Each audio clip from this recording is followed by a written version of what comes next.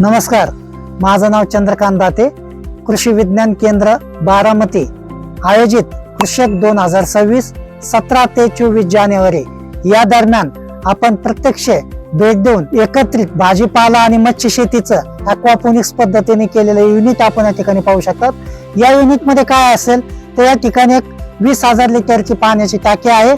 टार्पोलिन paper वापरून त्याच्यामध्ये 500 kilo आपण चिलापी मास वाढवलेला आहे। या ठिकाणी बायो फिल्टर आपण या ठिकाणी पाणी फिल्ट्रेशन साठी केलेलं आहे, ज्याच्यामध्ये अमोनियाचं कन्व्हर्जन नायट्रिक मध्ये होतं। आणि असं पाणी या ठिकाणी दगडामध्ये आपण भाजीपाला टोमॅटो, मिरची आणि लेटूस त्या ठिकाणी लावलेला आहे। त्या ठिकाणी ते पाणी फिरून पुन्हा दगडातून फिल्टर होऊन पुन्हा माशाला येतं। या ठिकाणी पाणी बदलायची गरज नाहीये आणि आपण कमी पाण्यामध्ये कमी जागेमध्ये भाजीपाला आणि माशाची एकत्रित शेती करून अधिक उत्पादन घेऊ शकतो। आणि हे प्रत्यक्ष युनिट पाहून आपण प्रशिक्षण घेऊन अशा प्रकारचे युनिट आपल्या ठिकाणी उभा करून आपण शेतीला जोडधंदा म्हणून अधिकचं उत्पादन या ठिकाणी घेऊ शकतो। धन्यवाद।